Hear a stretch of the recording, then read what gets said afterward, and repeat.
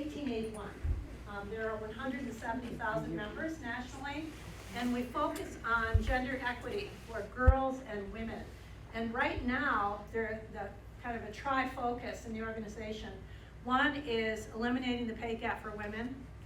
One is getting rid of bias in education for all kinds of people, gender, ethnicity, economic, social, every kind of diversity you can think of. And then the third thing is really supporting women in leadership, training women. Also training women to be advocates for themselves so they can get better pay. How do you go about doing that? So, you know, as you can probably figure out, the focus has changed over the years and where we are now. So, not as far as we'd like to be, but we're making progress. Our chapter here has been going since 1922. So, we had our 100th birthday. And we also celebrated the 100th birthday of one of our members, Clara Calitri, who's not here tonight, but she's an amazing woman. We meet September through May. This is our third year of sponsoring a speaker series, and we've had very good turnouts with people, interested people like you who want to expand the horizons. So thank you for coming. If you're interested in being a member, you can speak to myself or to Leanne Brera, and Leanne is... She's at the table. She's at the table. Or me. Or Mary Longy, right there. So we are so pleased to have you here for conflict transformation at Middlebury and beyond. And as Sarah Stroup said, they're probably wondering what could be done with $25 million. And I bet a lot. So I'm pleased to introduce Sarah. She's a professor of political science at Middlebury College. She's been there for 15 years, and I just can't believe I've never seen her face. She does shop, although she lives in Virgins with her 11-year-old and 14-year-old boy, girl. Boy, girl. Boy and girl. And I'm going to give you the personal things first, because that's what we're really interested in. She likes to hike and ski, and there was another run. Yeah, that's why you look so fit. So conflict is part of the human experience. We all experience conflict in our lives. You're not human if you don't. But what happens when you can transform that conflict into a positive force, into moving forward instead of getting stuck or moving backwards? So it can be quite destructive, can't it? So looking at this as a subject or a whole area of humanity that can be transformed is quite a lofty thing to do. So in 2022, Middlebury received a 7-year, $25 million grant to expand the work of conflict transformation throughout the institution. And it is from the Kathryn Wasserman Davis Collaborative in Conflict Transformation. And Sarah is the director of this endeavor. She's the author of 2 books. One book is Borders Among Activists, and the other is a co-authorship of The Authority Trap. And she's winner of the 2019 Arnova Outstanding Book Award, so yay. Sarah, thank you so much. If you have not signed in, please do so before you leave, so we have a record of who is here.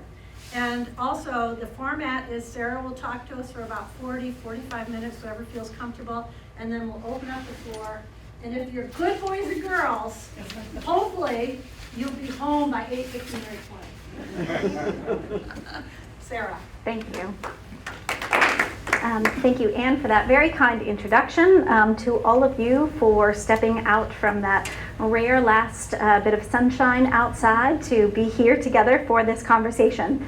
I am very honored to speak to the AAUW chapter here in Middlebury, to think about the priorities that Anne laid out, and to think about this space of work and the other spaces in which I work as possible spaces to advance those goals. I will not flatter myself to think that you are here to hear from Sarah Stroup. It is probably the $sign that brought you to this. Oh, I'm realizing that I don't have a clicker for my own presentation, actually, as I start. You can use the keyboard. Oh, wonderful. That will solve many problems. And the arrows. Great. Yeah. Haha, yes. It is that $sign, $25 million over 7 years. That is an enormous amount of responsibility as well as an extraordinary opportunity for Middlebury, its partners, and the surrounding community. I was asked to speak about this initiative, our goals and programs, and opportunities for community engagement tonight. Last year's speaker series focused on the problems of polarization, and Kathy suggested that this year you all might be looking to build solutions. I cannot promise any magic bullets this evening to political polarization or some of the other conflicts that we might encounter, but I do hope that a reflection on what conflict is and how we engage in it might speak to the problem of polarization locally, nationally, and globally. Tonight, I've got 4 big topics that I'd like to cover. First, I'll offer a brief overview of the field of conflict transformation and Middlebury's approach to it, the what, why, where, and how. Second, I'll offer 3 stories to help illustrate some of the core principles of conflict transformation, drawing examples from around the globe.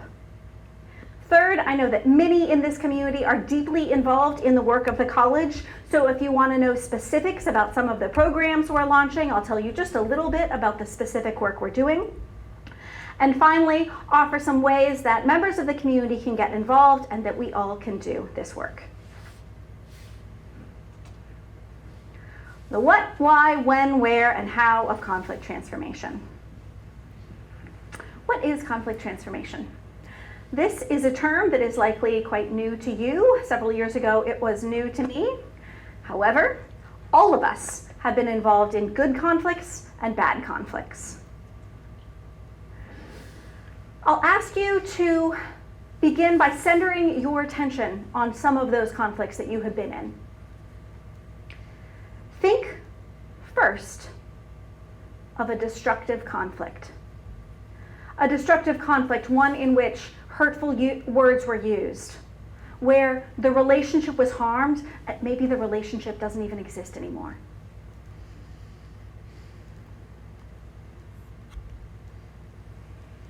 Now, think of another conflict that you've been engaged in personally, and one where you likely experienced discomfort, but that also helped that relationship grow.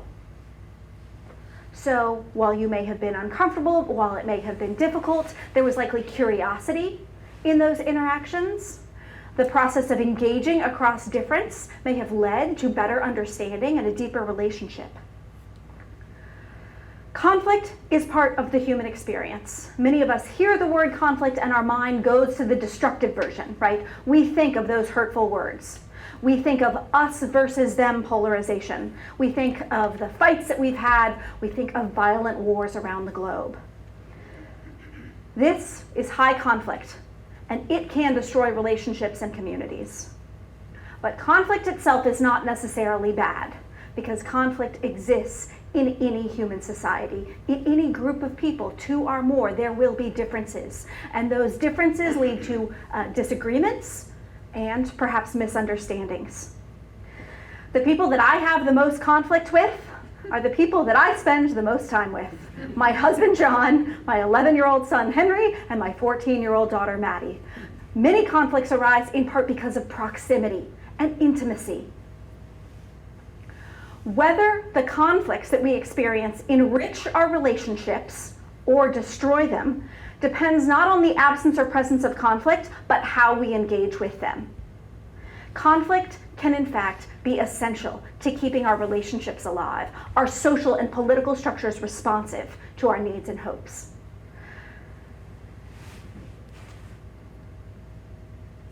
Yes, conflict can trigger the worst in human behavior. In their 6th edition of their textbook, Constructive Conflicts, Bruce Dayton and Lou Kreisberg say that we know that conflict can lead to aggression, dehumanization, oppression, and war at great cost to lives, property, and human development. Whether the conflicts that you brought to mind are interpersonal ones, local ones, national ones, global ones, there are dynamics of bad conflict and there are possibilities of good conflict. We need to invest in this work because if we are not intentional about how we engage in these conflicts, we can find ourselves in these destructive dynamics. And those destructive conflicts can rip apart our relationships and communities. So the field of conflict transformation in which this effort is grounded explores how destructive conflicts can change to constructive ones, and importantly, it also involves the study of how people can foster those changes. Those changes might happen at the personal level, they might happen at the structural level, or somewhere in between.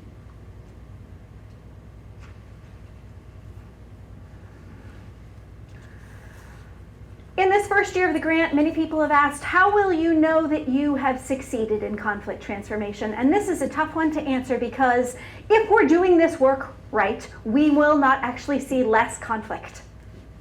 We may actually see more people engaging in their communities across difference because they've moved away from apathy to hope and possibility. So if conflict transformation is effective, we will not see less conflict, we will see better conflict. What does better conflict look like? It looks like equal and full participation by members of a community. Deeper knowledge and understanding of people, their differences, their values, their priorities. It does not look like a group of perfect people. In fact, it is rich relationships among complex, imperfect, and different people. And all of those interactions, that understanding, that participation, and that complexity, if it comes together, can yield positive social change. Let's think of an example of bad conflicts and something that might put us on some shared turf. I just asked each of you all to think about something that you've personally experienced. Now I'll ask us to think of an example that I know that the AAUW group has talked about, political polarization. When we think about political polarization, we have some stories that we tell ourselves that are not necessarily factually accurate descriptions of the way that people think about and engage in politics in the United States. The actual distribution of political preferences among the American public is quite complex. This graphic draws from a Pew Research Center study from 2021, and the column on the left divides the American public into 9 different categories. This is the percentage of people who say they are, and it ranges from faith and flag conservatives to the ambivalent right, to the outsider left, and down to the progressive left. There are lots of different ways that people think about politics and that their values come to a fore. But when we talk about politics and polarization, generally a couple of things happen.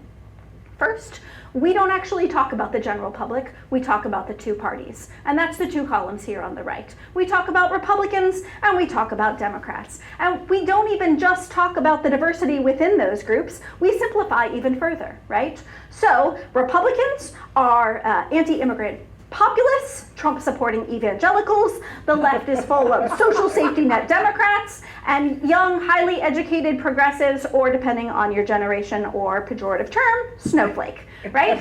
We have simplified narratives about this complex array of political preferences into a binary. It is us versus them, and it depends on which team we're on, red or blue.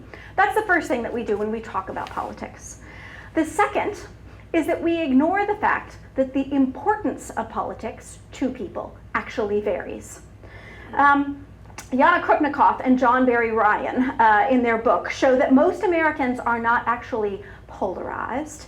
In fact, there is a large, silent majority of unengaged and disinterested voters. When you ask people in surveys whether they want to have dinner with a Democrat or Republican, what Krupnikoff and Ryan find is that it's not that it's the Democrat or Republican part that people don't like, it's the idea that someone's going to come to dinner and only talk about politics. The data about political engagement shows this big group of largely silent people who are disengaged from politics. These are 2 graphics that have a U shape. I'll point that out and then describe what they are. So from the same Pew poll, the percentage of people who report they follow what's going on in government and public affairs most of the time. The highest response rates are from the far left, progressive right, left, and the far right, faith and flag conservatives. When you ask people whether they discuss government and politics nearly every day, like the political scientists, lower responses, but still the higher levels of discussion happen on the far left and the far right. There is a large group of people who feel disaffected from politics, and it may be in part because of this high conflict dynamic. The simplification of complexity into two simple stories, where there's an us versus them, there's a righteous side, and there's a stupid or evil side. This simplification can amplify the way that people engage, high emotions, destructive language, and lead another group of people to disengage, to say, that seems dangerous, I'm afraid I'm going to get myself in trouble if I engage in that conversation, so I'm out. But importantly, these people who may not be engaged in politics still care about their communities. In this Pew survey, they asked whether people think it is important to be involved in their local communities, and the responses were largely the same across political identity groups. 25 to 35% in each group responded spending time, volunteering over the past year. So there are people in our communities who care about their communities, who are potentially already involved in problem solving or maybe thinking about policy formation, but getting engaged in politics seems dangerous because of this high conflict dynamic. So there might be many answers to why we should do the work of conflict transformation, but one possible answer from this example is because the process by which we engage in politics exacerbates divisions, denies the humanity of the other side, and impedes the functioning of our collective self-governance.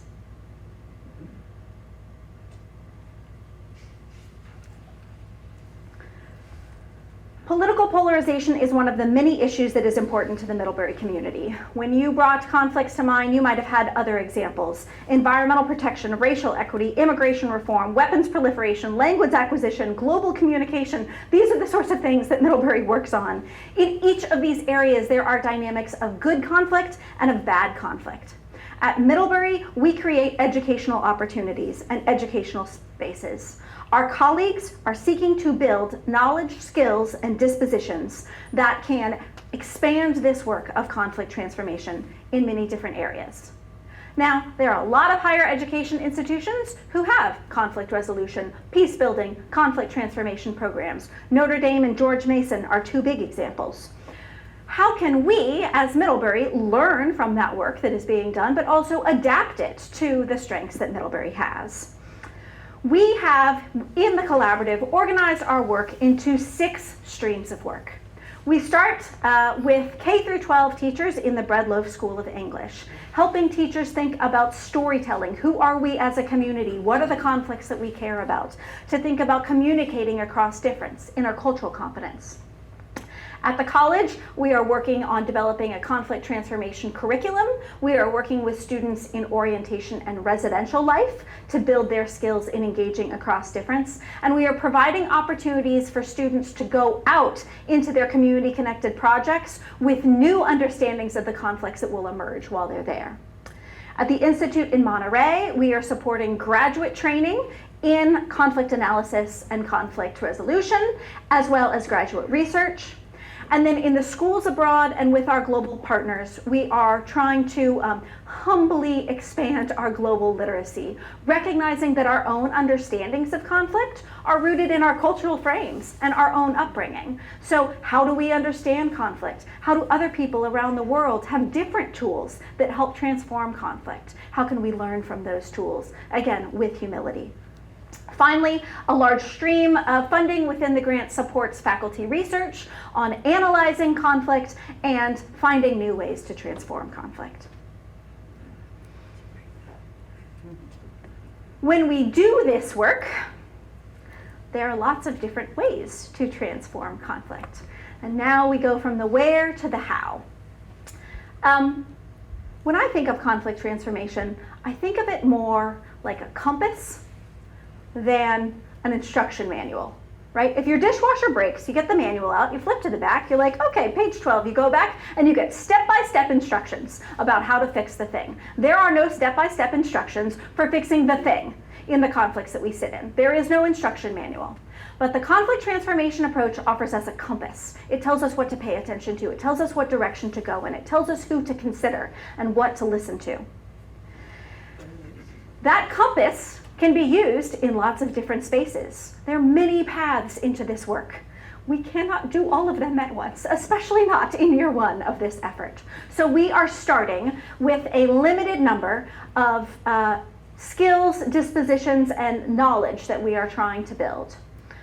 First, knowledge, contextual knowledge. What is going on here? Who are the actors? What are the dynamics? What is the history of this conflict? Critical self-awareness. Who am I in conflict? Do I like adversarial style of debate, or does that freak me out and lead me to withdrawal? Do I seek consensus or compromise? Do I like the back and forth? Am I an introvert? Am I an extrovert? What identity am I in relation to the group that I'm bringing forward? What skills do I have myself? So knowledge of the context and knowledge of the self is foundational. Then there are 4 skills that we are working to expand. Dialogue and intercultural competence focus on how we talk to each other. Dialogic practices create scaffolding when people can't talk to one another. A group that we've been working with in the 1980s set up dialogues between pro-life and pro-choice groups in Boston after an abortion clinic bombing. How do you get those folks to sit down in a room and talk to one another? Scaffolding conversations carefully. Intercultural competence, again, that same idea that our frames of reference for conflict are limited by our cultural upbringings. How do we talk across difference and recognize that our frames of reference might not be the same? And then 2 other skills that are really robust responses to conflict. Mediators come in to deal with people who say that they have mutually opposed positions, and encourage those people to think about moving from those positions to their deeper interests, where there might be some overlap. Restorative practices seeks to address harms that have been done.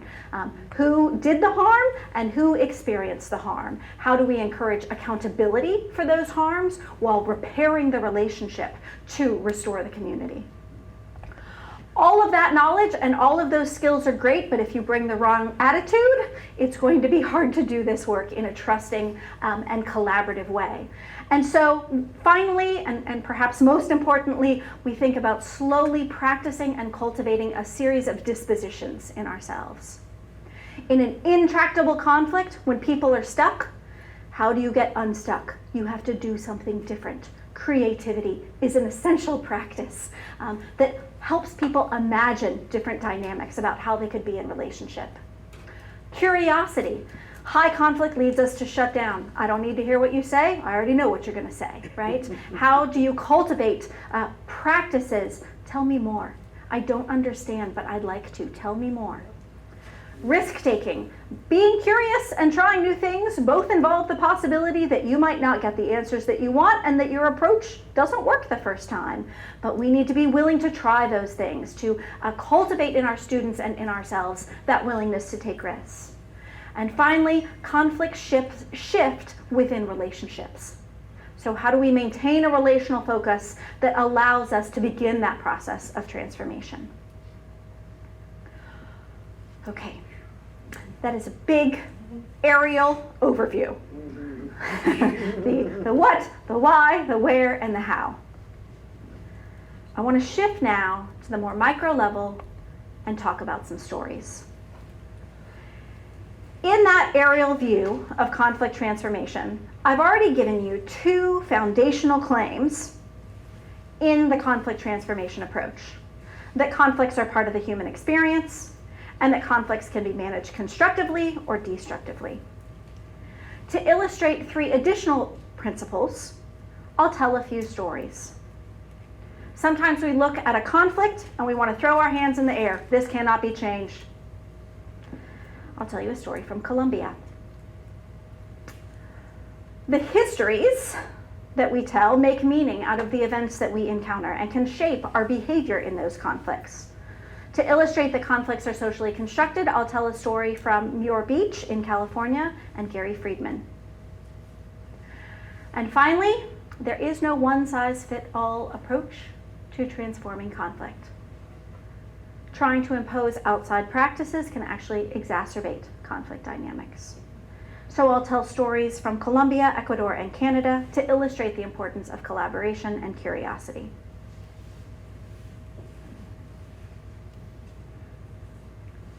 All conflicts can be transformed.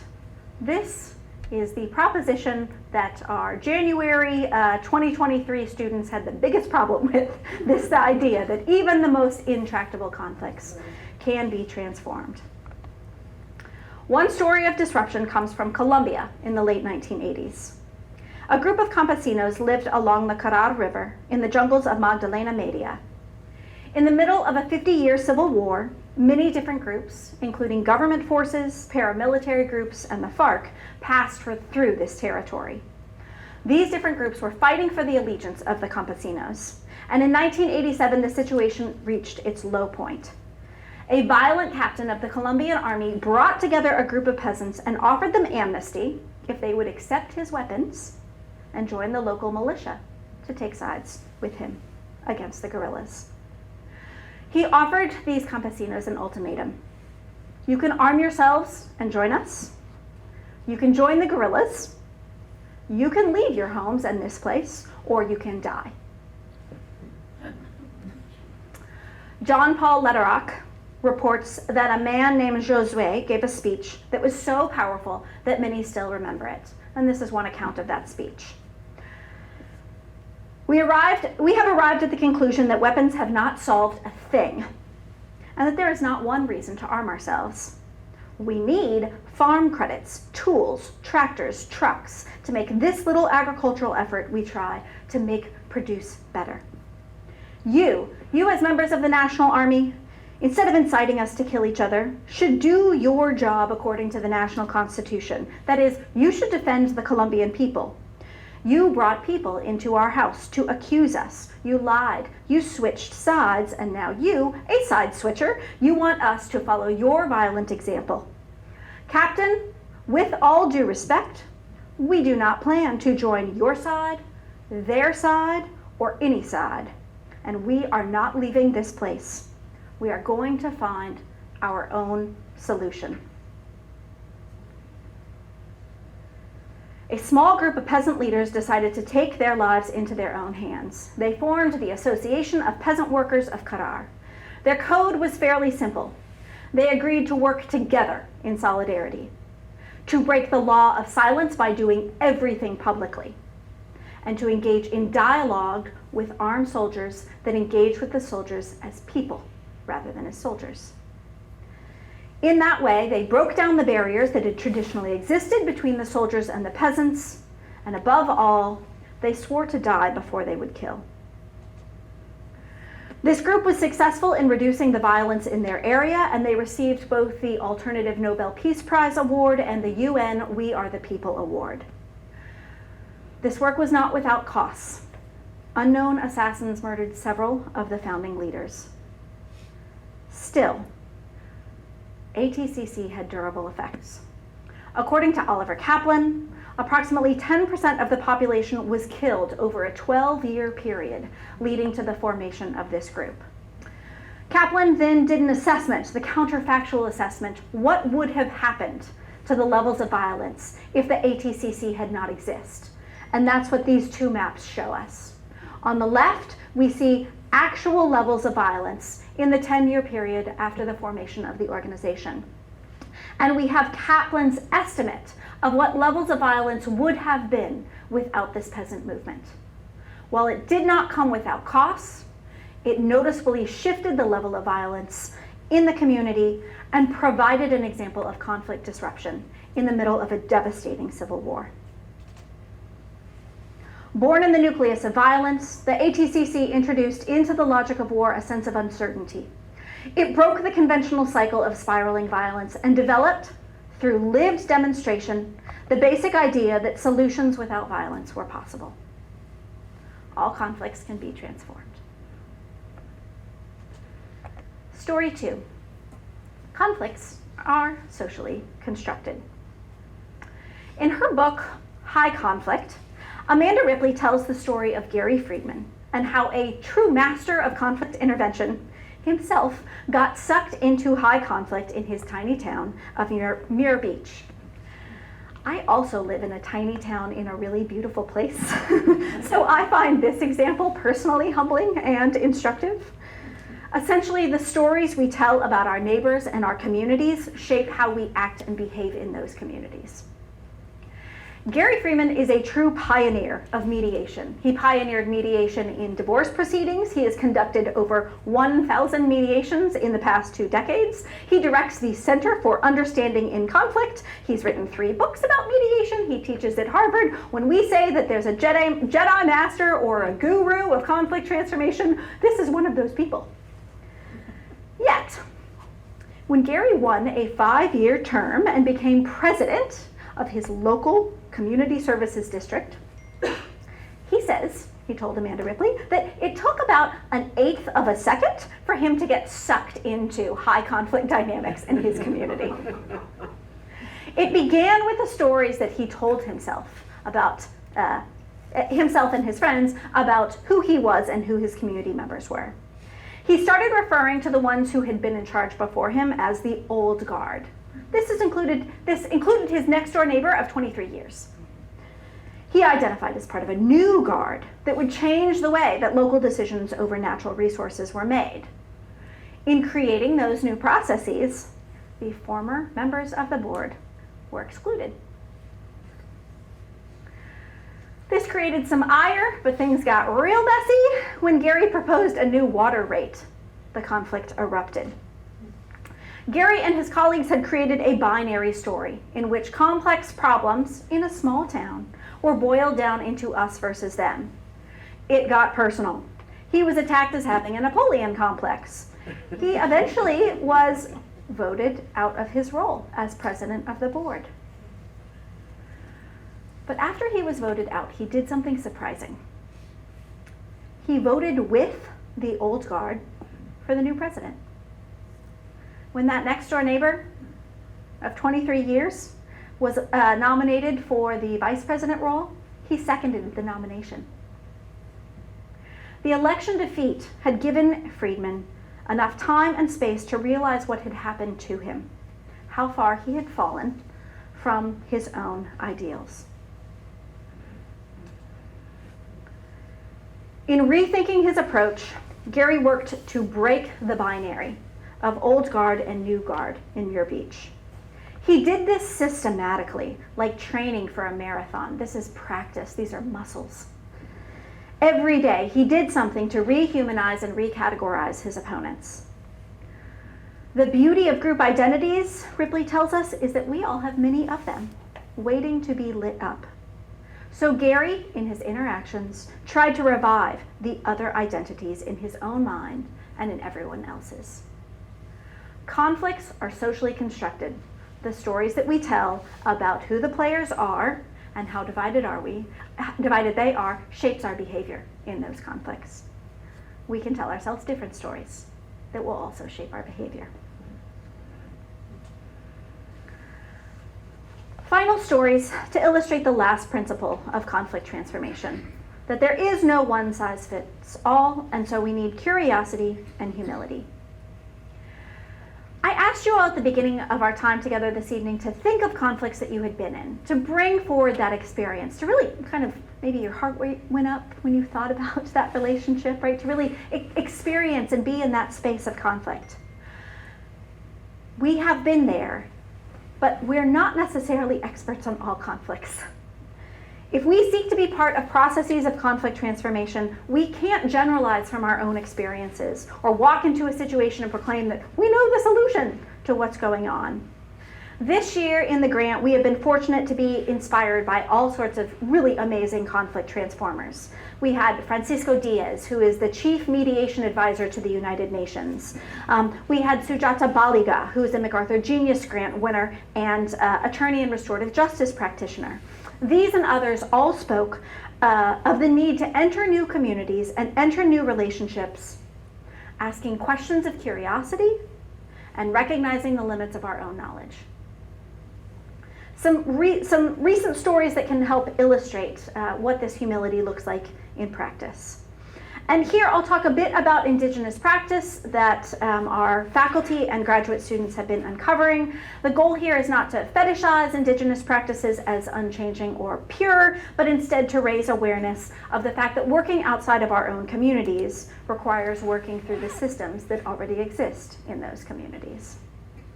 So First, thinking about what conflict means and how it gets resolved in Latin America. Dylan Moglin and Alex Christodoulou are graduate students at the Middlebury Institute in Monterey, and they spent the fall in Ecuador, Colombia, and Peru as part of a research project looking at indigenous practices of conflict.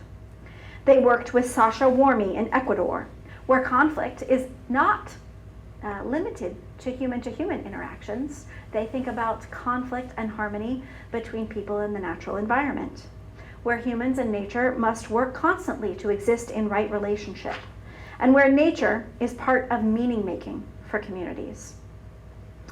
This visual here at the top is from one of the pictures that they took while at Sasha Warmy. They spent weeks in Leticia, Colombia.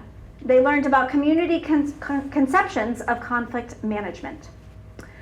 Many of us think, if we're in an argument with someone, hey, let's go get a beer.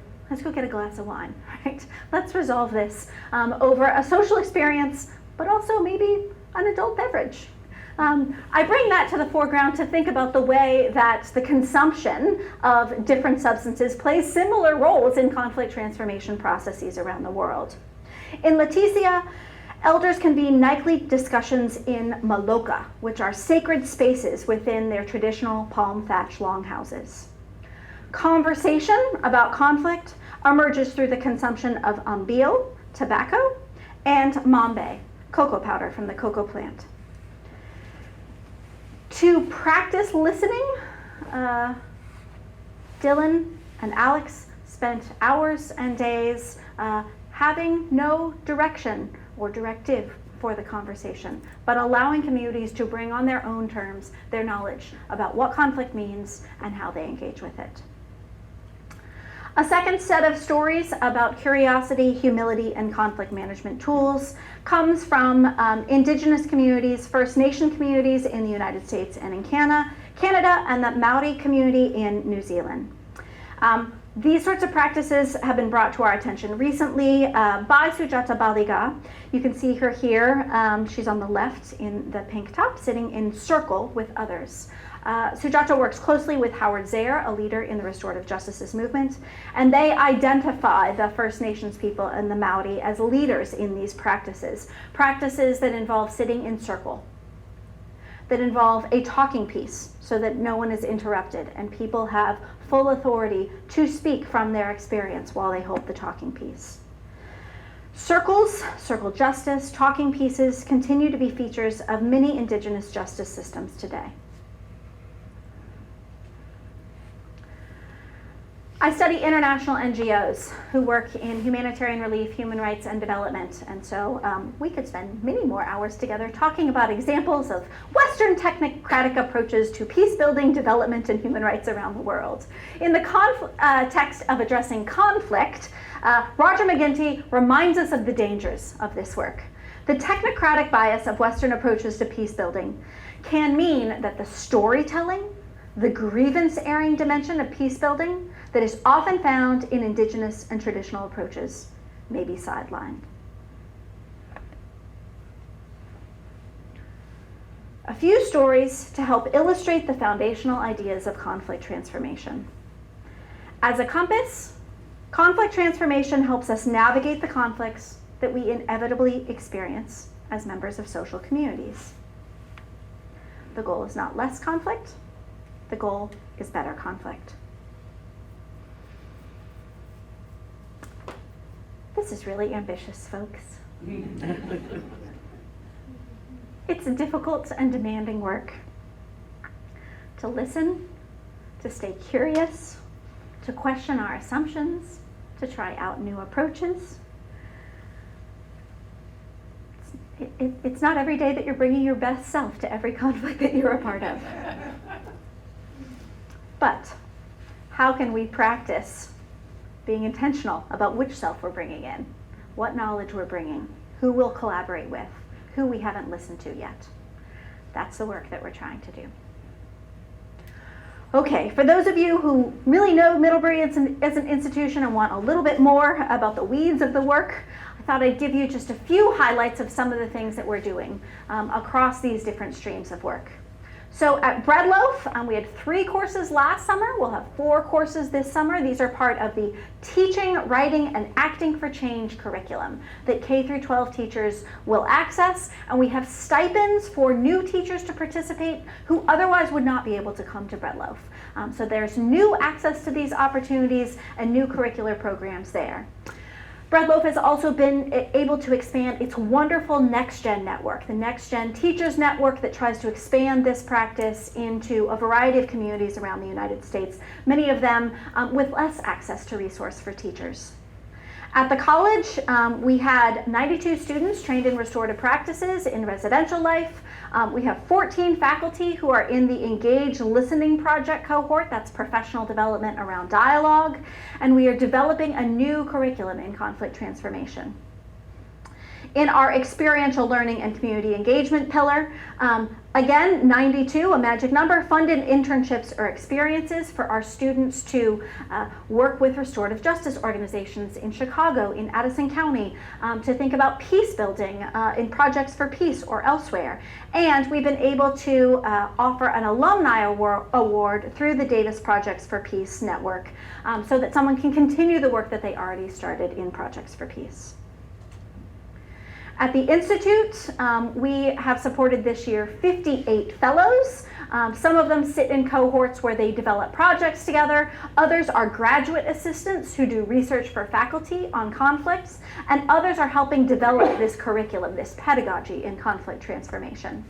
We are also at the Institute supporting the Critical Issues Forum. You might know that the Institute has a lot of experts on weapons proliferation and nuclear nonproliferation. The Critical Issues Forums bring those issues to high schoolers, and they have informative conversations and debates.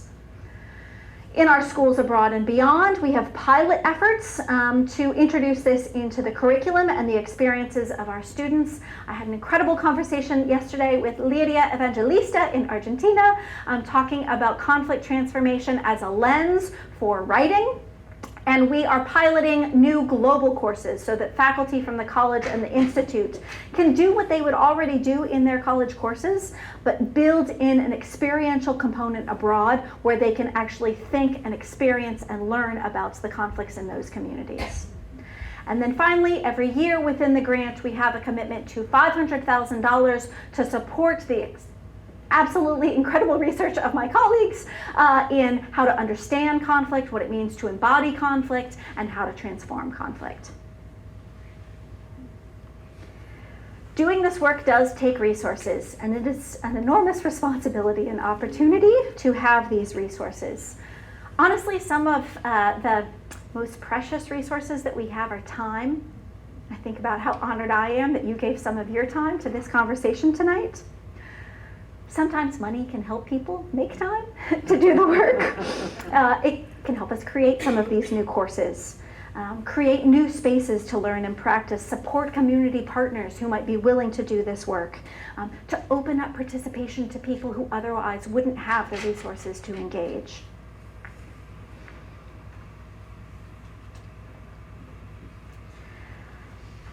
Perhaps you might be thinking, given all of this provocative and interesting conversation, how members of the Middlebury community might get engaged. I want to first say that this is work that should just not be confined to a campus or an organization or a particular space. This is ambitious and requires that a lot of different members of a community buy in. But there are some specific spaces that you might think of starting to do this work. The first is engaging with our students as they walk down that lovely hill into the wider Addison County. Conflict Transformation Funds have supported internships with a lot of community organizations, from Addison Central Teens to Women's Safe to State and Maine Mediation. We are on our end trying to equip these students with greater awareness of conflict, more skills in addressing conflict, but it takes two to tango. They need partners in that effort, right? So if you are seeing students in those spaces, if you have a sense that they might have some curiosity about or some nascent skill building in conflict transformation, You can help them advance that work, doing that work together by asking some questions. What are the conflicts that arise in those different organizations? What knowledge do our students need that you can help them acquire or that they need to go do their homework and get? What skills might be particularly helpful? What does a restorative circle look like? What sort of dialogue have we not been able to have within this group that we might need to create? So engaging with our students as they are doing this work, we are so grateful for your expertise and practice. Second, we really, really, really, really hope that you will come teach, that you will come learn, that you will come practice with us. First, your wisdom is essential. We have had such great buy-in in this first year from our community members, from our alums who do this work. They're conflict mediators. They run restorative justice programs. They set up community dialogues. If you do some of that work and we don't know about you yet, please come talk to me, send us an email, tell us about the great work that you're doing. You can also come learn with us about more nitty-gritty aspects of how to do this work. So for example, the dance department at the college is sponsoring a speaker series about the embodied experience of conflict, using dance as a language to express conflict, to manage trauma around conflict, to think about how conflict is a whole body experience. Our communication, right, is not just verbal, it is nonverbal. Our experience with conflict, it happens in your flushed cheeks, it happens in your elevated heart rate, in your squunched shoulders around your neck, right? So our dance colleagues are inviting these amazing outside experts to come and help us think about what this means, and then offering workshops of practice where we ourselves can think about what it means to be intentional physically about engaging in conflict. We have a community dialogue on April 18th, Listen Courageously, that will bring together community members and college students to talk about 3 really contentious issues: guns, abortion, and immigration. If you're free on the evening of April 18th and you're interested, please let me know and we can send you the RSVP form. We'd love to have more community involvement. We've got a great group to start, and we'll take as many as we can serve who are interested. And then of course we have experts who will bring more knowledge to us. James Lee on April 7th will talk about forgiveness, using Hannah Arendt as a starting point. Peter Dixon is an alum who is the lead researcher for a group called Everyday Peace Indicators that thinks about measuring peace by asking people what peace feels like.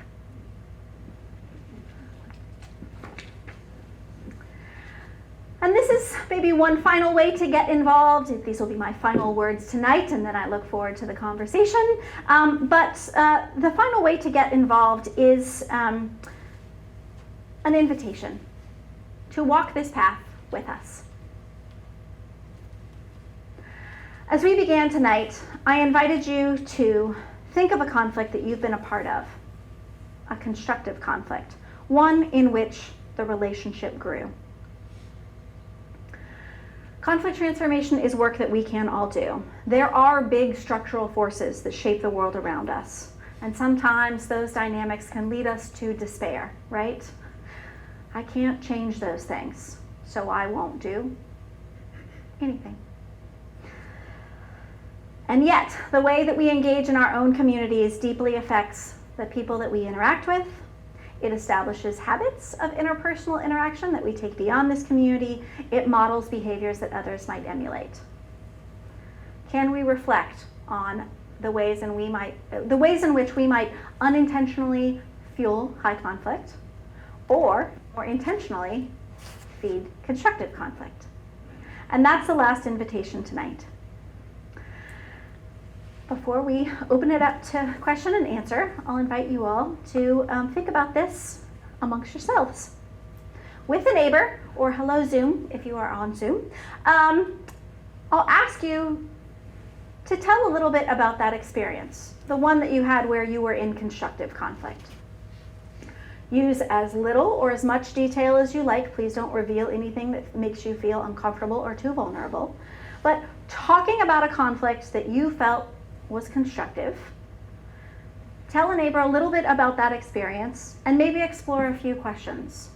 Why do you say that this experience with conflict was a constructive one? What was it that you brought forward in yourself that made that constructive dynamic possible? What conditions were out there beyond you that maybe you helped create, or that you noticed, or that helped make that engagement more constructive? I'll ask us if maybe to do this for 3 or 4 minutes, and then I will take absolutely every single question and comment that you have to offer. Please introduce yourself to at least one neighbor, and I'll see you back here in a few minutes. Thank you. Hello. I was going to say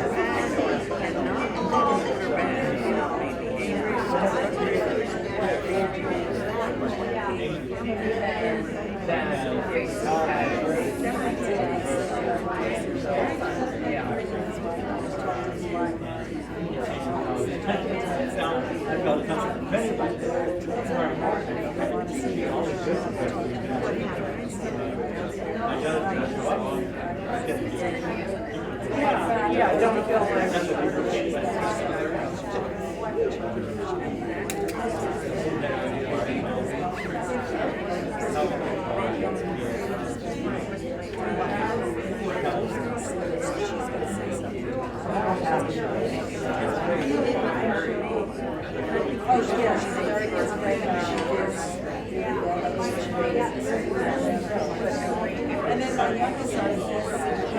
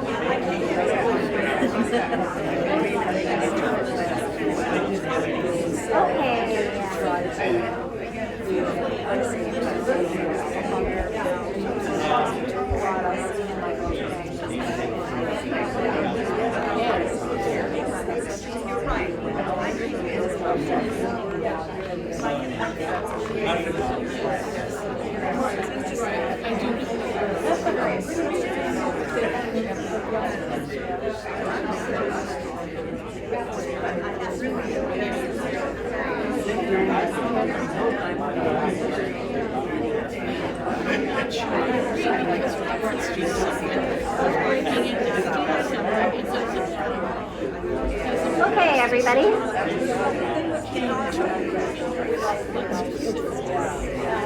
So, unfortunately,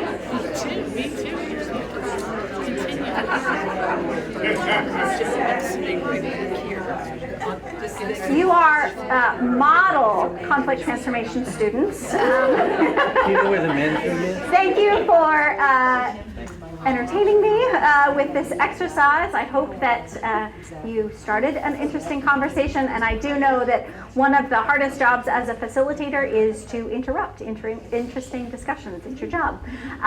The purpose of this exercise explicitly is to bring forward stories that we can tell ourselves about what is possible, right? If we focus on the polarization and the binary, if we focus about how we unintentionally bring forward unhealthy dynamics in the relationships and communities that we're a part of, we might start telling ourselves that we can't move beyond those, right? So how can we elevate the stories where we have been part of constructive conflict dynamics, right? And through those stories, see the possibility of moving those in a different direction, of making that engagement across difference meaningful, still maybe difficult or uncomfortable, but make it productive friction rather than destructive.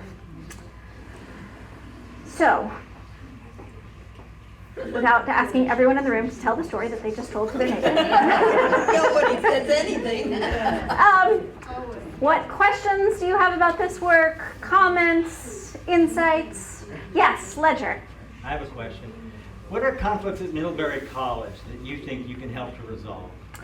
Thank you very much. So my colleague, Ledger Grindon, asks, what are the conflicts at Middlebury College that we can help resolve? This is a great question, and not the first time that I've been asked this. College is a space of practice for our students. It is our space of employment. For some of us, it is a residential community for our students for a big chunk of their lives. It's not just practice in kind of an extractive sense, but what happens in college, at the Institute, in the schools abroad, those are really meaningful and can shape the experiences of our students for a very long time and shape the lives of the faculty, staff, and community members who call this place home.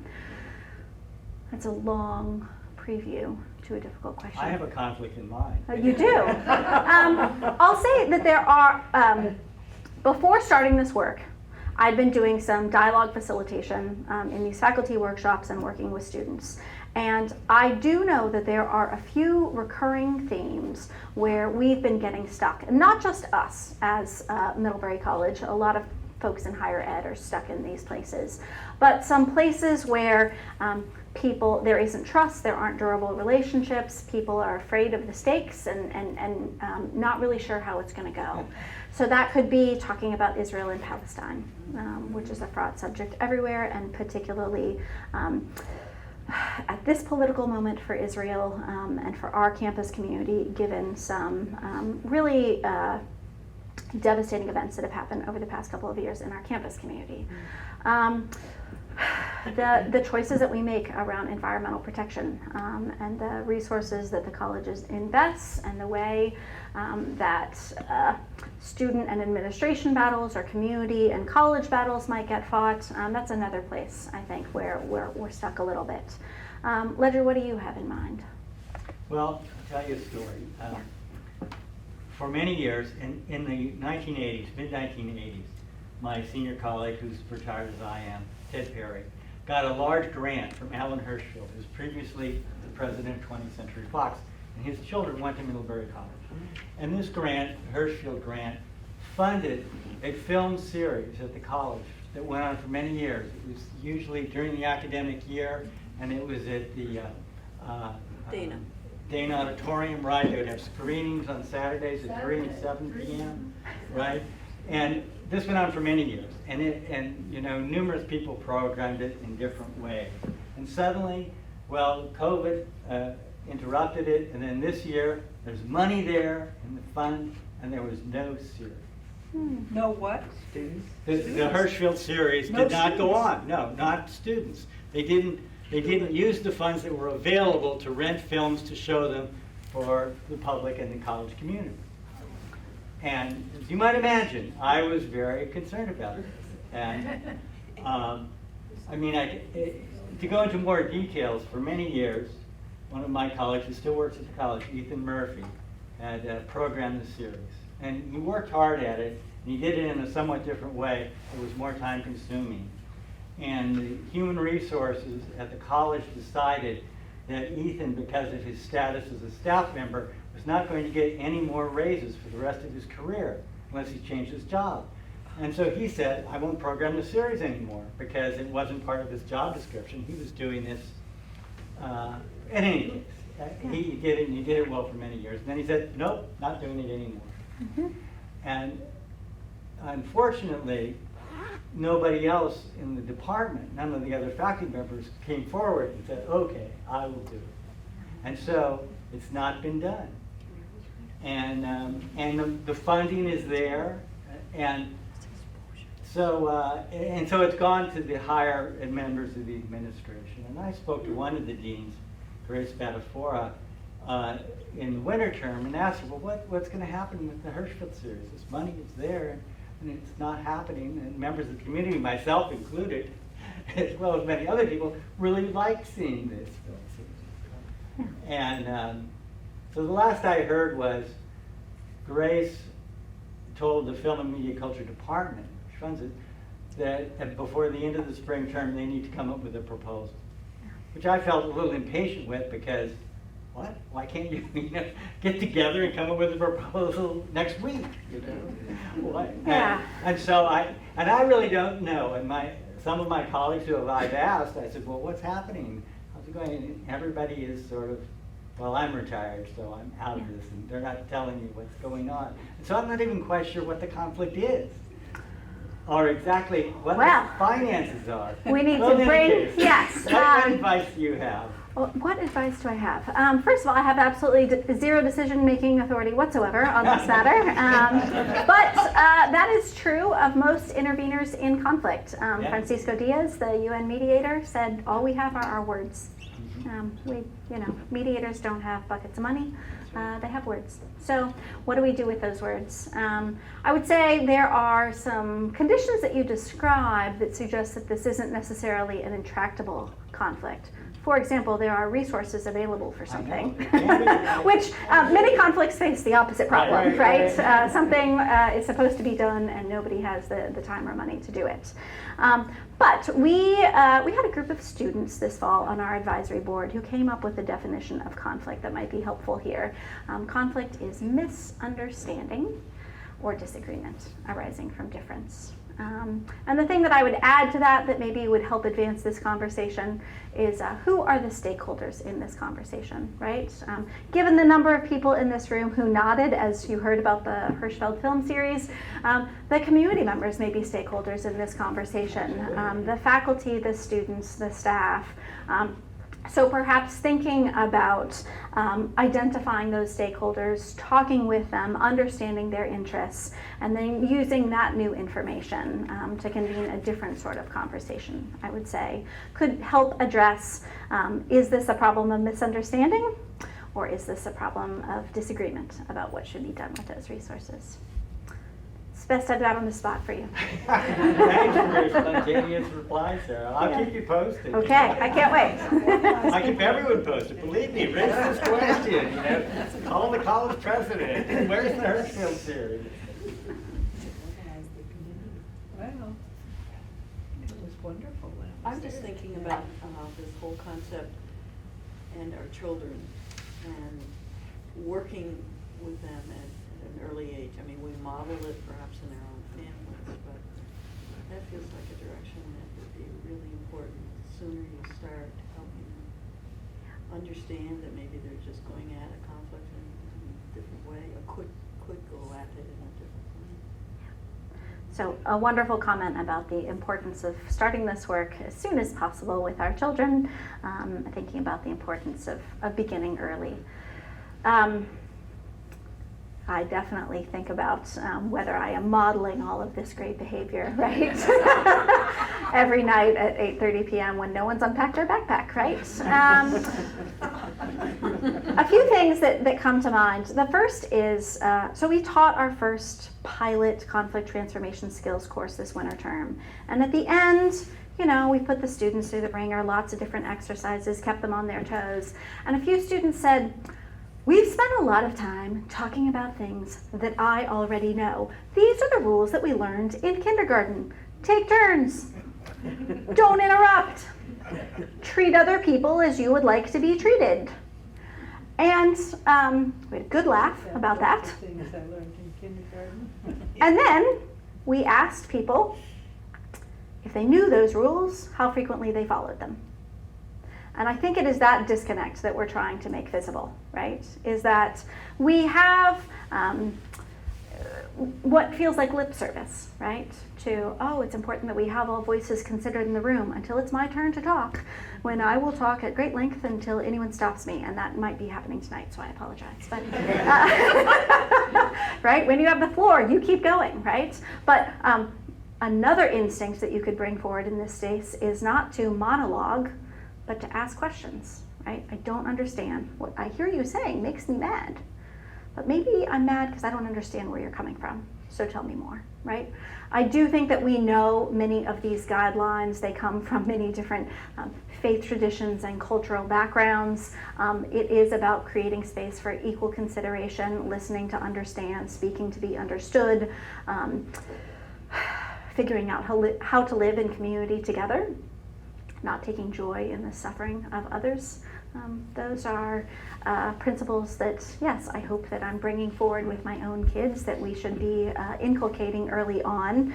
And if we're not getting them until college, it might be a little bit late. But I don't think it's too late. I think many of our students and many of us, we know these guidelines. The question is how often we are following those rules that we already know about. Yeah. Forget my voice. Harvard University Law School has a program on negotiation, and they purport to solve problems in negotiations by first having parties agree on what the problem is. In an environment locally and globally where things are changing from the tellers of information to the consumers of information writ large. Why is Middlebury, how was it that Middlebury received this grant? Under what stipulations did it receive this grant? And what is your definition of community in total? Many questions in that comment. I'll see if I can get to all of them. So bringing forward the importance of defining the problem, coming from work at Agreeing on the problem. agreeing on what the problem is, yes, and then thinking about how is the second question then kind of what is the problem that Middlebury is trying to solve, and what is Middlebury's approach to this? How is it that a college of any kind, Yeah. which is in the intangible side of the inherent conflict between this change, this tectonic change that we're going through around the world, how is it that Middlebury is the right place to do this? Yeah. Or why is it? It is a great question, and one that I have spent a lot of time thinking about, because Middlebury benefits from so many resources in so many ways. And this work is, if you believe that this work is important work, it shouldn't just be happening at Middlebury. So why this institution, and what is it that we might bring forward that might be a contribution to this field of practice? I will say, first, I think that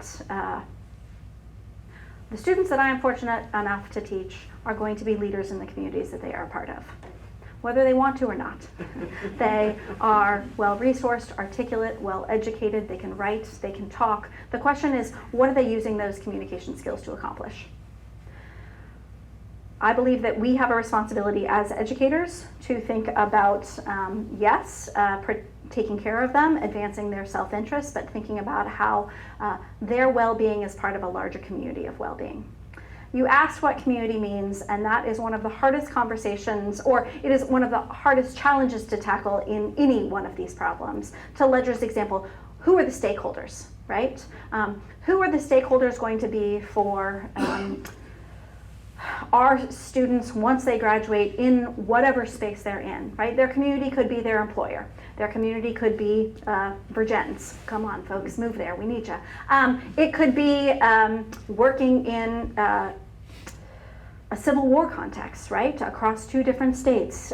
It could be thinking about national issues of polarization. One of the things that I find both rewarding and challenging about this work is that any attempt by one person to define a community isn't going to work if other people don't agree. And so it is that collective process of defining ourselves as a community that have a shared stake in some outcome that is that first step in defining the problem. We live in a time and a place where people participate in multiple communities. So I am in a community of political scientists around the world. We meet in these very boring conference hotels once a year, and we're a really durable intellectual and interpersonal community, right? And I'm a resident of Virgins, and I'm an employee of Middlebury College, and now I'm part of a network of practice in peace building and conflict transformation. But I'm only a member of those communities if they recognize me as part of them. So I know that can be a very unsatisfying answer to say the question of who's in the community is actually an open one. Middlebury says in its mission statement that we are preparing global citizens. Well, there is no global state, so the citizenship in the belonging legal sense doesn't make as much sense. But the idea of citizenship as something that encompasses rights and responsibilities is applicable to any community that our students might be a part of.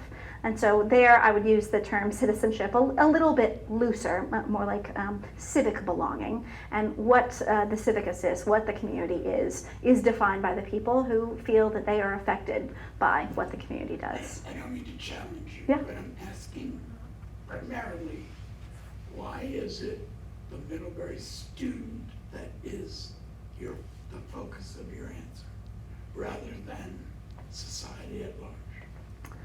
Could you repeat the question? Yes. Why is the Middlebury student the focus of my answer as opposed to the Middlebury community at large? And I don't mean Middlebury, Vermont. Yeah, I just mean our networks and our partners, yeah. We don't have, contract's the wrong word, but our collaborations with our neighbors, with our partners, with other institutions depends on finding a shared sense of purpose, problems that we want to solve together. We make our students do things that they don't want to do. That's part of education. So we have a more robust set of demands that we can make of them that don't depend only on voluntary engagement, right?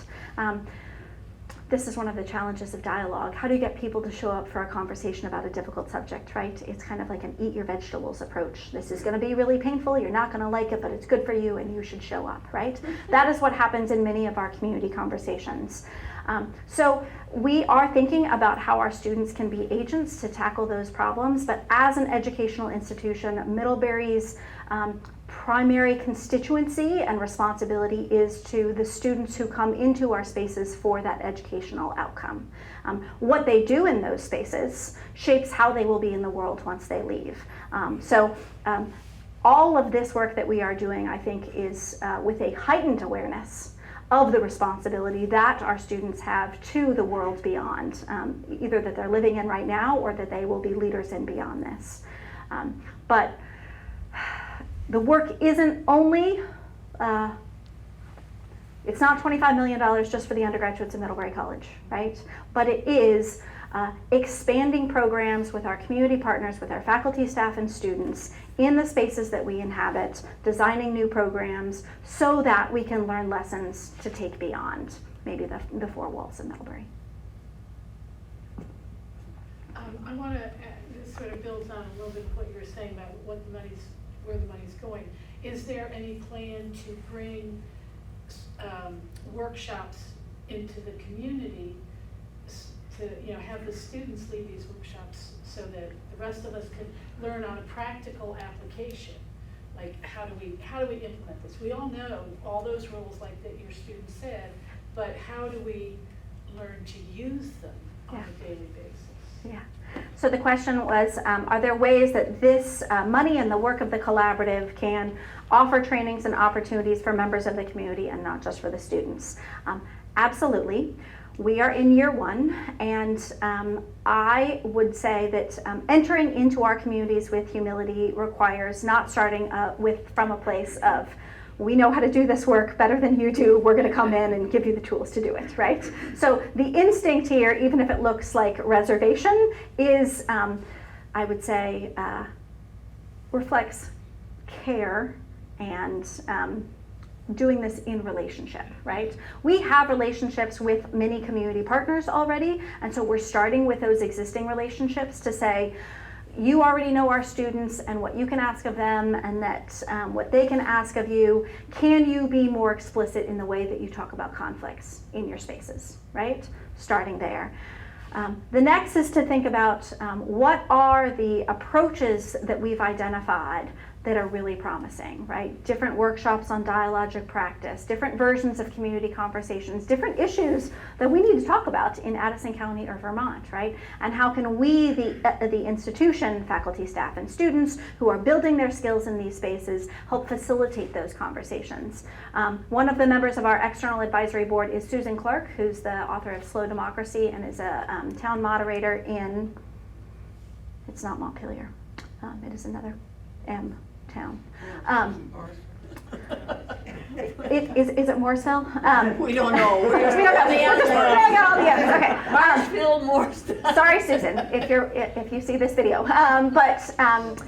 Author of Slow Democracy, has led community conversations, and she and I were having an email exchange about a pilot effort that she is leading to kind of revive the promise of small town democracy in Vermont, right? To make our town meetings robust spaces of deliberation rather than kind of reading off the agenda and this is what you should vote for and we're done, right? To reclaim that thing that we say that we celebrate, which is that deliberative back and forth among neighbors about what we care about and what programs that we want. I think it's a marvelous idea, and she asked whether Middlebury students would want to be involved, and it was hard for me not to say, absolutely, right now, how many do you need? Let's do it, right?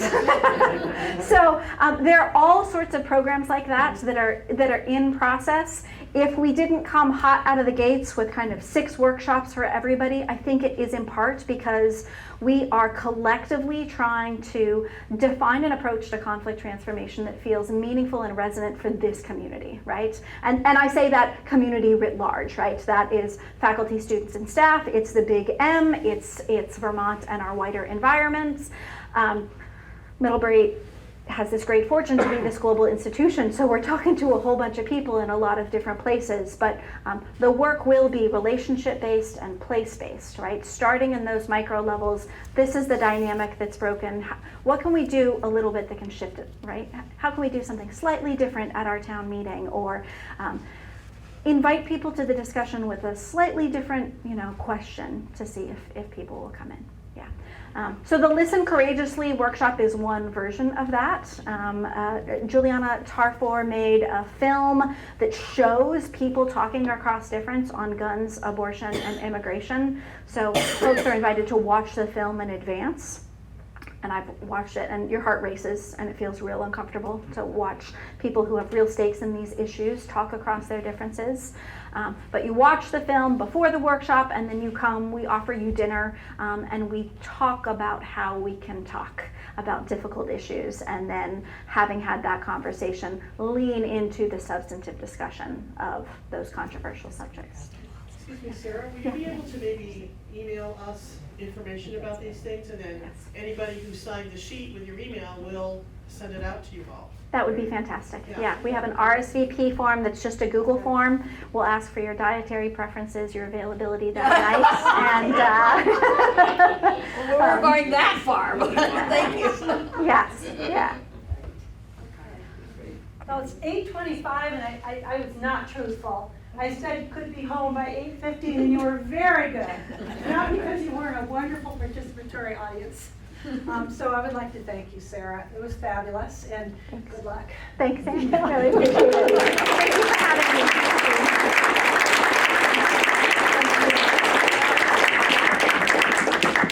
Our next event is on April, I believe it's 18th, third Correct. Tuesday. Yes. And it's about women in science. It's a young lady who has done amazing things in the field of science and is also doing research on